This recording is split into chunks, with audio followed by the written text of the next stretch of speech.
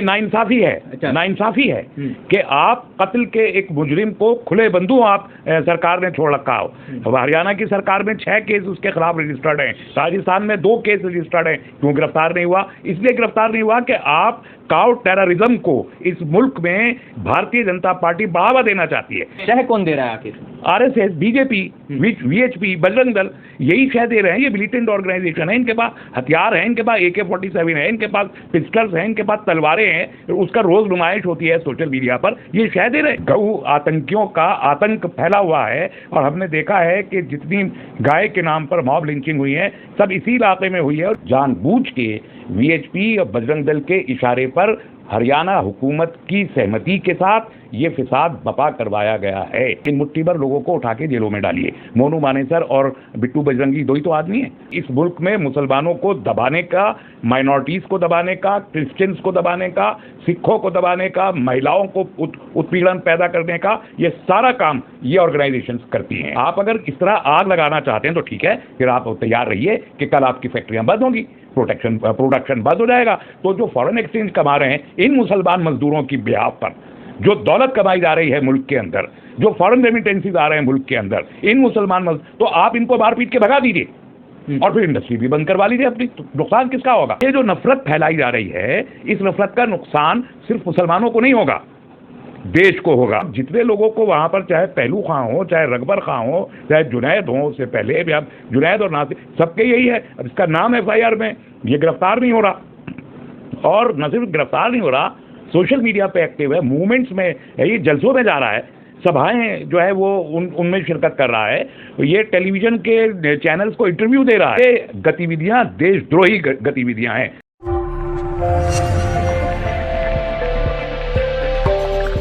नासिर जुनैद हत्याकांड, जिसका मुख्य आरोपी मोनू मानेसर आज भी पुलिस की गिरफ्त से बाहर है। अब उसकी चर्चा एक बार फिर से होने लगी है जब नूह में हिंसा भड़की, क्योंकि आरोप ये लगा कि मोनू मानेसर ने एक वीडियो डाली जिसमें उकसाया लोगों को, जिसकी वजह से हिंसा भड़की। अभी हमारे साथ मौजूद है तस्लीम रहमानी, उनसे बातचीत करेंगे। क्या लगता है ये जो नूह की जो चिंगारी निकली उसके बाद अन्य जिलों में पहुंची, क्या लगता है इसके पीछे क्या कारण हो सकते हैं? देखिए, मास्टरमाइंड तो मोनू मानेसर और जो एक वहाँ दूसरा एक आदमी है बिट्टू बजरंगी, ये दोनों उसके मास्टरमाइंड कहलाए जाने के मुस्तहिक हैं। हालांकि आर्गूमेंट ये दिया जा रहा है कि उन्होंने जो वीडियो बनाया था उसमें तो उन्होंने सिर्फ ये कहा था कि वहाँ पर जल अभिषेक की यात्रा निकलेगी तो लोग उसमें शामिल हों, तो ये तो कोई भड़काऊ बयान नहीं है। लेकिन बैकग्राउंड जो आदमी बुला रहा है और जिस अंदाज से बुला रहा है वो तो बहुत साफ जाहिर कर रहा है कि वो उकसाने वाला है। और जिस तरीके से बिट्टू बजरंगी का है वो तो बिल्कुल क्लियर है कि वो कह रहा है कि जीजा आ रहा है, हार और फूल लेके तैयारी करो, फिर ना कहना मुलाकात में। तो पूरा का पूरा उकसाने वाला, बल्कि गाली देने वाला एक कम्युनिटी को एक अंदाज है। दूसरी बात ये कि वो जो इलाका नूह का है, तो नूह और राजस्थान के ज़िले सरहदें मिली हुई हैं और वहाँ पर इन गौ आतंकियों का आतंक फैला हुआ है। और हमने देखा है कि जितनी गाय के नाम पर मॉब लिंचिंग हुई है सब इसी इलाके में हुई है। और यही Monu Manesar cow task force का अध्यक्ष बना हुआ है। अब ये काउ टास्क फोर्स क्या होती है? ये कौन से जुडिशियल बॉडी है? ये कोई स्टैट्यूटरी बॉडी है? ये कोई पार्लियामेंट का बनाया हुआ हिस्सा है? ये किसी अदालत का बनाया हुआ हिस्सा है? ये क्या है? किसने बनाया? क्यों बनाया? ये क्या है काउ टास्क फोर्स? तो अगर काउ टास्क फोर्स जैसी चीजें बनेंगी तो ये तो ऐसे ही जैसे खालिस्तान टास्क फोर्स बना था। तो खालिस्तान टास्क फोर्स और काउ टास्क फोर्स में कोई खास फर्क तो नहीं रह गया। और जितने लोगों को वहाँ पर, चाहे पहलू खां हो, चाहे रकबर खां हो, चाहे जुनैद हो, उससे पहले भी अब जुनैद और नासिर, सबके यही है। अब इसका नाम FIR में, ये गिरफ्तार नहीं हो रहा। और न सिर्फ गिरफ्तार नहीं हो रहा, सोशल मीडिया पे एक्टिव है, मूवमेंट्स में है, ये जलसों में जा रहा है, सभाएं जो है वो उनमें शिरकत कर रहा है, ये टेलीविजन के चैनल्स को इंटरव्यू दे रहा है। आखिर क्या मजबूरी है, क्यों पुलिस गिरफ्तार नहीं कर रही? मजबूरी नहीं है, नाइंसाफी है। अच्छा। नाइंसाफी है कि आप कत्ल के एक मुजरिम को खुले बंदू आप सरकार ने छोड़ रखा हो। हरियाणा की सरकार में 6 केस उसके खिलाफ रजिस्टर्ड हैं, राजस्थान में 2 केस रजिस्टर्ड हैं।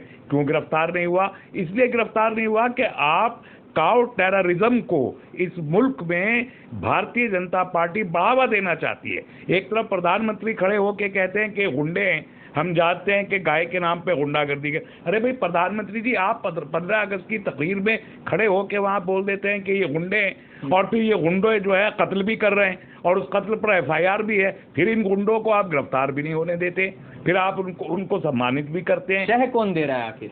RSS, BJP, VHP, Bajrang Dal, यही शह दे रहे हैं। ये मिलिटेंट ऑर्गेनाइजेशन है, इनके पास हथियार है, इनके पास AK-47 है, इनके पास पिस्टल्स हैं, इनके पास तलवारें हैं, उसका रोज नुमाइश होती है सोशल मीडिया पर। ये शह दे रहे हैं, इनको बंद होना चाहिए। ट्रेनिंग भी दी जा रही है, हथियार हैं इनके पास। आप मेरे मुंह में अल्फाज मत डालिए ना, उनके पास हथियार हैं, ये काफी है इस बात के लिए कि ट्रेनिंग भी दी जा रही है। या फिर आप ही बोल लीजिए। जी जी। तो पूरे के तौर पर वो एक मिलिटेंट ग्रुप है जो RSS का फ्रंटल ऑर्गेनाइजेशन है। उस हैसियत से ये इस मुल्क में मुसलमानों को दबाने का, माइनॉरिटीज को दबाने का, क्रिश्चियंस को दबाने का, सिखों को दबाने का, महिलाओं को उत्पीड़न पैदा करने का, ये सारा काम ये ऑर्गेनाइजेशंस करती हैं। तो इसलिए अब नूह चूंकि अकेले एक सरहदी जिला होने के अलावा 80% मुस्लिम आबादी वाला जिला भी है, और बाकी जो जिले हैं 22 जिले हैं हरियाणा में, 22 में से 2 या 3, ये 80% इधर है, एक यमुना नगर एक जिला है उसमें है, फरीदाबाद में है, तो वहाँ 7-8% है, कहीं 10% है। बाकी 16 जिलों में सिर्फ 1% की मुस्लिम पॉपुलेशन है, 1%, 1.5%, 0.5% इतनी है। तो ये यहाँ पर फिसाद बपा करके उन बाकी के जो 1% और आधे % वाले मुस्लिम पॉपुलेशन के ज़िले हैं, उन लोगों को खौफजदा करने का मैसेज है कि वहाँ से मुसलमानों का पलायन हो, और शुरू हो गया। आप देखिए गुड़गांव से भी पलायन हो रहा है। जो मजदूर है इस वक्त गुड़गांव, फरीदाबाद वगैरह में 4-5 लाख मुसलमान मजदूर है, जो उन वहाँ कर के लालाओं की और वहाँ के बड़े लोगों की फैक्ट्रियों में मुलाजमत करता है, जिसको जुमे की नमाज पढ़ने से रोकने के लिए इसी विश्व हिंदू परिषद ने अभियान चलाया था। नमाज पढ़ने के लिए वहाँ पर लोकल पॉपुलेशन नहीं है, नमाज पढ़ने मजदूर जाता था। तो उन मजदूरों का पलायन हो रहा है। तो भाई अगर पलायन हो जाएगा, फरीदाबाद बहुत बड़ा डिस्ट्रिक्ट है, गुड़गांव बहुत बड़ा डिस्ट्रिक्ट है, जहां पर मल्टीनेशनल कंपनीज काम करती है, जहां इतनी बड़ी इंडस्ट्री काम करती है, आप उस पूरी की पूरी इंडस्ट्री में तो यही मजदूर मुसलमान काम करता है। आप अगर इस तरह आग लगाना चाहते हैं तो ठीक है, फिर आप तैयार रहिए कि कल आपकी फैक्ट्रियां बंद होंगी, प्रोडक्शन बंद हो जाएगा। तो जो फॉरेन एक्सचेंज कमा रहे हैं इन मुसलमान मजदूरों की बिहाफ पर, जो दौलत कमाई जा रही है मुल्क के अंदर, जो फॉरेन रेमिटेंसीज आ रहे हैं मुल्क के अंदर, इन मुसलमान तो आप इनको मार पीट के भगा दीजिए और फिर इंडस्ट्री भी बंद करवा लीजिए अपनी। तो नुकसान किसका होगा? आर्थिक बाइकाट की भी बात कही जाती है। आर्थिक बाइकाट ही है ना ये भाई। वो मजदूर जो यहाँ आके अपने पेट पालने के लिए आता है, आप उसे मजदूरी नहीं करने देंगे तो ये भी आर्थिक बाइकाट ही है। और जो छोटे छोटे दुकानदार हैं उनको भी अभी तो बोर्ड लग गए कि हमारे दुकान में केवल हिंदू मजदूर काम करते हैं, बोर्ड लगे हुए हैं। तो ये जो नफरत फैलाई जा रही है, इस नफरत का नुकसान सिर्फ मुसलमानों को नहीं होगा, देश को होगा। तो ये गतिविधियां देशद्रोही गतिविधियां हैं। साफ बात है, अगर ये मुसलमान जो कोई नोएडा में काम करता है, कोई फरीदाबाद में, सारे इंडस्ट्रियल हब है, अगर ये यहाँ काम नहीं करेगा तो ये तो मजदूर है, इसका तो अपना घर नहीं है यहाँ, ये तो किसी किराए की झोपड़ी में रहता है। ये यहाँ से झोपड़ी उठाएगा, किसी दूसरी जगह पे चला जाएगा जहाँ पर RSS की सरकार नहीं होगी, जहाँ विश्व हिंदू परिषद का और बजरंग दल का आतंक नहीं होगा, उन स्टेट पे जाके मजदूरी करने लगेगा। आपकी स्टेट का क्या होगा? तो ये जो जहालत है और तंग नजरी है RSS, VHP, बजरंग दल जैसे लोगों की, ये खुद उनके लिए नुकसानदेह है। ये हमारे लोगों के पास कोई लंबी चौड़ी इंडस्ट्रीज नहीं है। मुसलमान यहाँ कोई बहुत बड़ी लंबी चौड़ी इंडस्ट्रीज नहीं चलाता, और जो चलाते हैं वो सेफ हैं, अपनी अपनी जगह पर वो सेफ है।